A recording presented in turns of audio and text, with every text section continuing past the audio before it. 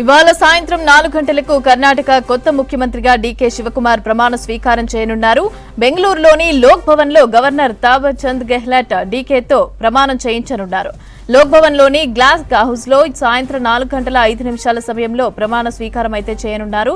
DK Shivakumar ప్రమాణ స్వీకార కార్యక్రమాన్ని ప్రజలు వీక్షించేందుకు వీలుగా కనకాపురంలోని చిన్న బసప్ప సర్కిల్ వద్ద భారీ ఎల్ఈడీ స్క్రీన్లను ఏర్పాటు చేశారు.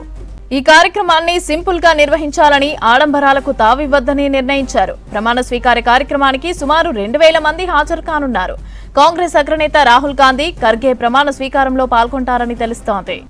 ప్రమాణ స్వీకార వేడుకకు వచ్చే వీఐపీలు, అభిమానులను దృష్టిలో ఉంచుకుని బెంగళూరు పోలీసులు నగరాన్ని హై సెక్యూరిటీ జోన్ గా మార్చారు. లోక్ భవన్ లాన్ బిలో ప్రత్యేక ఎల్ఈడీ స్క్రీన్లనైతే ఏర్పాటు చేసి కార్యక్రమాన్ని ప్రత్యక్ష ప్రసారం చేయనున్నారు. ప్రమాణ స్వీకారం ముగిసిన తర్వాత లోక్ భవన్ నుంచి విధాన సౌధ వరకు డీకే శివకుమార్ ఓపెన్ జీప్ లో భారీ రోడ్ షో నిర్వహించనున్నారు. దీంతో పోలీసులు ఆ మార్గమంతా ప్రత్యేక భద్రతా వలయాన్ని ఏర్పాటు చేశారు. మంత్రివర్గ పదవులకు భారీ పోటీ ఉంది. దీంతో ఇవాళ డీకేతో పాటు కొందరు సీనియర్లు మాత్రమే మంత్రులుగా ప్రమాణం చేయనున్నారు. మంత్రివర్గ కూర్పుపై డీకే, సిద్దరామయ్య నిన్న కాంగ్రెస్ పార్టీ హైకమాండ్ పెద్దలతో చర్చలు జరిపారు. మంత్రి పదవుల కోసం భారీగా పోటీ ఉంది.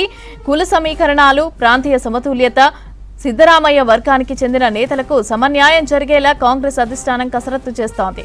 ఈసారి ప్రభుత్వంలో 1 కంటే ఎక్కువ డిప్యూటీ సీఎం పదవులు ఉండే అవకాశం ఉందని టాక్ నడుస్తోంది. డీకే ప్రాతినిధ్యం వహిస్తున్న కనకాపుర అసెంబ్లీ నియోజకవర్గంలోని ఆయన నివాసం వద్ద అభినందనలు తెలుపుతూ బ్యానర్లు, కటౌట్లు ఏర్పాటు చేశారు కాంగ్రెస్ నేతలు.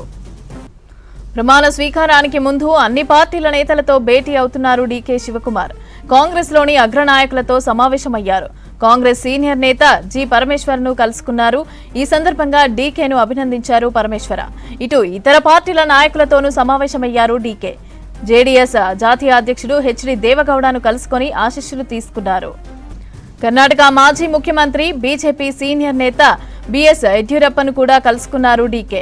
అందరం కలిసి రాష్ట్రం కోసం పనిచేయాలని యడ్యూరప్పతో అన్నారని చెప్పారు డీకే. ఇక అంతకుముందు ఉదయం తన మద్దతుదారులకు ఇంటి వద్ద అభివాదం తెలిపారు డీకే.